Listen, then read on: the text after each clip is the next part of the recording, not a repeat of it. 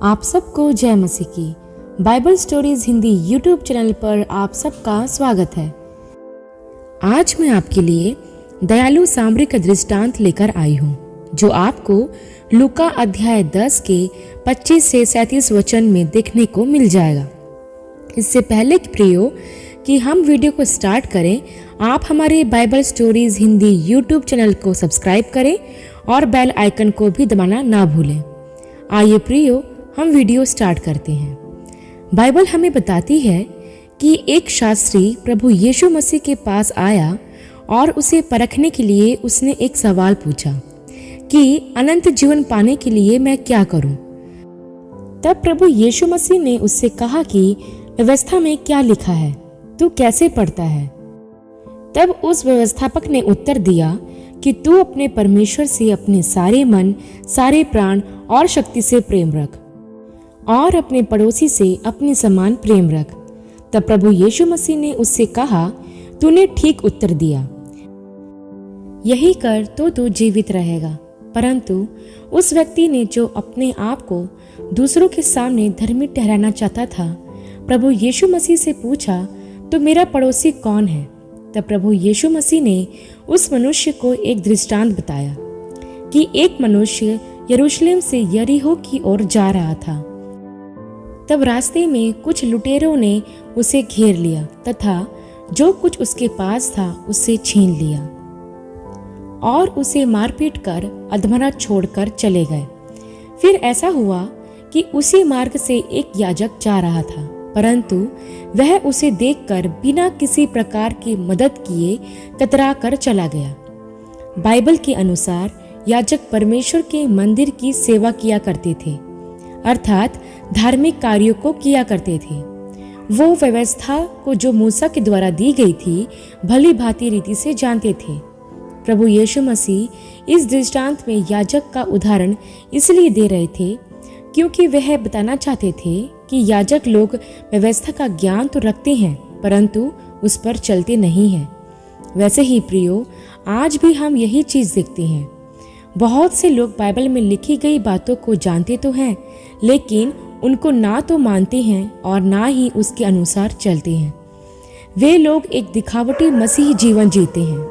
वे बाहर से दिखाते हैं कि उन्हें बाइबल का बड़ा ज्ञान है, लेकिन जब उन बातों को मानने की बात आती है तो वे उससे अपना पल्ला झाड़ लेते हैं। तब आगे हम देखते हैं प्रियो कि उसी रास्ते से एक लेवी भी गुजर रहा था। लेवी लोग भी मंदिर से जुड़े कामों को करते थे। यह लोग तुलना में याजकों से थोड़े ही कम थे। यहूदियों में लेवियों का एक सम्मानित समूह हुआ करता था। लेवियों का मुख्य काम था परमेश्वर के मंदिर से जुड़े पवित्र कार्यों को करना। इस लेवी ने भी उस व्यक्ति को देखा और देखकर बाजू से कतरा कर बिना मदद किए आगे निकल गया। लेवी लोग बाहरी पवित्रता पर ज्यादा ध्यान दिया करते थे। शायद इसीलिए लेवी ने उस अधमरे व्यक्ति की मदद इसलिए नहीं की क्योंकि उसे अपवित्र होने का डर था। वो उसके खून से अपने आप को अशुद्ध नहीं करना चाह रहा होगा, इसलिए वो उसे देखकर बिना कुछ सहायता किए आगे बढ़ गया। आज वैसे ही कई लोग रास्ते में पड़े किसी व्यक्ति की मदद इसलिए नहीं करते क्योंकि उन्हें ऐसा लगता है कि उनकी मदद करने से उनके हाथ व उनके कपड़े गंदे ना हो जाएं। तब आगे हम देखते हैं प्रियो कि वहीं से एक सामरी व्यक्ति भी गुजरा। सामरी लोगों से यहूदी लोग घृणा किया करते थे। वे उन्हें जरा भी पसंद नहीं करते थे। प्रभु यीशु मसीह ने सामरी को इस तरह प्रस्तुत किया ताकि लोग और वह व्यक्ति जो प्रभु यीशु मसीह के पास उसे परखने के लिए आया था, उसे बता सके कि वह सामरी और कोई नहीं, स्वयं यीशु मसीह ही है। क्योंकि इस दृष्टांत में हम देखते हैं प्रियो कि जब वह सामरी व्यक्ति उस मार्ग से गुजर रहा था तो उसने उस व्यक्ति को देखकर उस पर तरस खाया और उसके पास जाकर उसके घावों पर मलहम पट्टी करके उसे अपने गधे पर बिठाया और उसे सराय में ले गया, जहां पर उसने उस व्यक्ति की सेवा टहल की। अगले दिन वहां से जाते समय उसने सराय के मालिक को 2 दिनार दिए और उससे कहा कि इस व्यक्ति की सेवा टहल करे और जब वह वापस लौटेगा तब जो भी खर्च इस व्यक्ति पर हुआ है वह उसे लौटा देगा। यहाँ पर हम देखते हैं प्रियो कि उस सामरी व्यक्ति का हृदय उस जख्मी व्यक्ति को देखकर तरस से भर गया, जैसे प्रभु यीशु मसीह का हृदय तरस से भरा हुआ है, अर्थात दया से भरा हुआ है। सामरी व्यक्ति ने उस जख्मी व्यक्ति के घाव पर मरहम पट्टी बांधी, वैसे ही प्रभु यीशु मसीह ने भी हमारे पाप रूपी घावों को अपने पवित्र लहू से ठीक किया है। सामरी व्यक्ति ने सराय के मालिक को जख्मी व्यक्ति की सेवा टहल के लिए कीमत अदा की, वैसे ही प्रभु यीशु मसीह ने भी हमें शैतान के बंधन से छुड़ाने के लिए और हमें पूरी तरह से छुटकारा देने के लिए अपना बलिदान देकर उस कीमत को चुकाया है। इस तरह वो दयालु सामरी प्रभु यीशु मसीह का प्रतिरूप है। तब प्रभु यीशु मसीह ने उस शास्त्री से पूछा कि तुम्हारे ख्याल से इन तीनों में से उस जख्मी व्यक्ति का पड़ोसी कौन हुआ? तब उस शास्त्री ने कहा कि वही जिसने उस जख्मी व्यक्ति की सहायता की। तब प्रभु यीशु मसीह ने कहा कि जाओ तुम भी ऐसा ही करो, अर्थात प्रभु यीशु मसीह ने उसको कहा कि अगर तुम अनंत जीवन पाना चाहते हो तो अपने पड़ोसी से अपने समान प्रेम रखो, तभी तुम अनंत जीवन के वारिस बन सकोगे। प्रियो, बाइबल का ज्ञान रखना बहुत अच्छी बात है, परंतु उससे भी ज्यादा अच्छी बात यह है कि हम उन वचनों के अनुसार अपने जीवन को व्यतीत भी करें, क्योंकि बाइबल में ऐसा लिखा है प्रियो कि वचन पर चलने वाले बनो, केवल सुनने वाले ही नहीं जो अपने आप को धोखा देते हैं, क्योंकि जो व्यक्ति वचन को सिर्फ सुनते हैं, पढ़ते हैं, उस पर चलते नहीं हैं, वे कभी भी परमेश्वर के स्वर्गीय राज्य में प्रवेश नहीं कर पाएंगे। प्रभु यीशु मसीह ने उस शास्त्री अर्थात व्यवस्थापक को यही समझाने का प्रयास किया, क्योंकि वह भी व्यवस्था को सिर्फ जानता था, उसे मानता नहीं था, जैसे आज के कई मसीही लोगों का जीवन भी है। मैंने ऐसे बहुत से लोगों को देखा है जो वचन का अच्छा खासा ज्ञान तो रखते हैं, परंतु वचन को ना तो मानते हैं और ना ही उनका पालन करते हैं।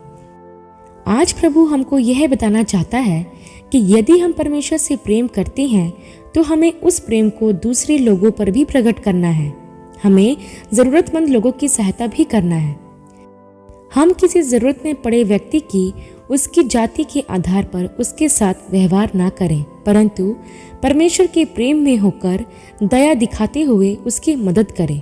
प्रियो, परमेश्वर ने हम सब मनुष्य को अपने समान और अपने स्वरूप में बनाया है, इसलिए ऊंच नीच, जाति, समाज का भेदभाव हम मसीही लोगों में नहीं होना चाहिए।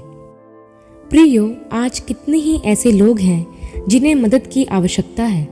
हमें चाहिए कि हम उन जरूरतमंद लोगों तक परमेश्वर के प्रेम को पहुंचाएं, उनकी मदद करके। प्रियो, एक बात मैं आपको बताना चाहती हूँ जो दयालु सामरी के इस दृष्टांत से मुझे याद आती है कि जब कोई व्यक्ति दुर्घटना का शिकार होता है तो आजकल के लोग उस दुर्घटनाग्रस्त व्यक्ति की मदद करने या उसे उठाकर अस्पताल ले जाने के बजाय उसकी फोटो और वीडियोस बनाकर सोशल मीडिया पर शेयर करते हैं। मैंने कई ऐसे लोगों के बारे में सुना भी है कि दुर्घटना के बाद वे लोग अपने खून से लथपथ होकर घंटों वहीं पड़े रहते हैं, परंतु कोई उनकी मदद के लिए आगे नहीं आता। लोग डरते हैं कोर्ट कचहरी के चक्कर से। वे एम्बुलेंस आने का इंतजार करते हैं, फिर इतनी देर में चाहे वह दुर्घटनाग्रस्त व्यक्ति दम ही क्यों न तोड़ दे। ध्यान रखिए प्रियो कि आज किसी की मदद ना करके हम पुलिस और कोर्ट कचहरी के चक्कर से भले ही बच जाएं, लेकिन उस न्याय के दिन हम अपने आप को उस सच्चे न्यायकर्ता से नहीं बचा पाएंगे। प्रियो, एक बार कल्पना करके देखिए कि यदि परमेश्वर ना चाहे कहीं आपके या आपके परिवार के किसी भी सदस्य के साथ कोई दुर्घटना हो जाए और समय पर अगर उसे मदद ना मिले तो आपको कैसा लगेगा। इसलिए प्रियो, आप जो मेरी इस वीडियो को देख व सुन रहे हैं, परमेश्वर आपसे कहना चाहता है कि आप किसी भी जरूरतमंद व्यक्ति को देखकर कतरा कर कभी ना जाएं। जितना हो सके उसकी मदद कीजिए, क्योंकि प्रभु आपसे यही चाहता है कि आप उसके प्रेम और उसकी दया को लोगों तक पहुंचाएं। जो मनुष्य किसी जरूरतमंद व्यक्ति की मदद करता है वह परमेश्वर की व्यवस्था को अर्थात उसकी आज्ञा को पूरा करता है तथा परमेश्वर से प्रेम रखने वाला ठहरता है। अंत में मैं आपसे बस यही कहना चाहूंगी कि यदि आप परमेश्वर से प्रेम करते हैं तो आप अपने पड़ोसी से भी प्रेम करेंगे। तो मैं आपसे पूछना चाहती हूँ कि आपका पड़ोसी कौन है? इसका जवाब आप हमें कमेंट बॉक्स में ज़रूर बताएं। आशा करती हूँ प्रियो कि दयालु सामरी का यह दृष्टांत आपके लिए आशीषित रहा होगा। अगले वीडियो में एक नए विषय के साथ आपसे फिर मुलाकात होगी। तब तक के लिए आप सबको जय मसीह की।